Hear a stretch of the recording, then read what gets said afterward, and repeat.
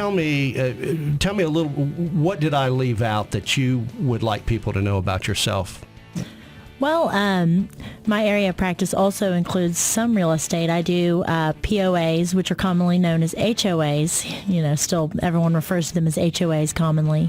I do formations and disputes. I have a background in real estate and lending law, which allows me to, or afforded me the knowledge in order to get into that stuff. There's a lot of attorneys that avoid that. Let's just say, for instance, I have a parent that's died. Okay. And there's no other surviving parent, so I've got a parent that's died, and I have a will. Okay. So how do we? I've got a will. What do I do now?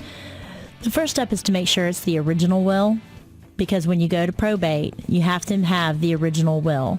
If you can't locate the original will for whatever reason, you may still be able to probate the will, but the assumption in Texas is that if you don't have the original was destroyed. Thus, the will no longer exists. Right.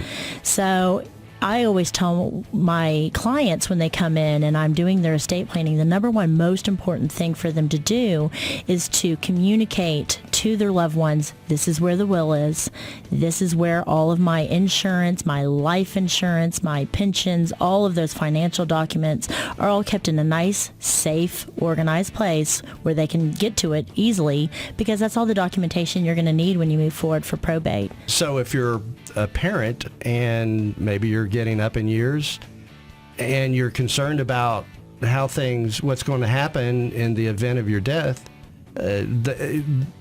what you're telling me is I need to be prepared. You do need to be prepared. Because I don't want to just dump my lack of planning and unpreparedness on my family, and that's just going to cause disputes. It absolutely does. Nice, loving families, normal people get into arguments and squabbles. You wouldn't believe how often it happens. And it's something that if you just carefully sit down with a practitioner and plan it out, you can save your loved ones money, time, and heartache. How long will someone have to probate a will? Texas allows for up to 4 years, so that gives you time to find the will, and it gives you time to get your documentation in place. You don't need to panic when you're looking for that stuff. You do have time, but I always suggest don't put it off. Don't wait to the last minute.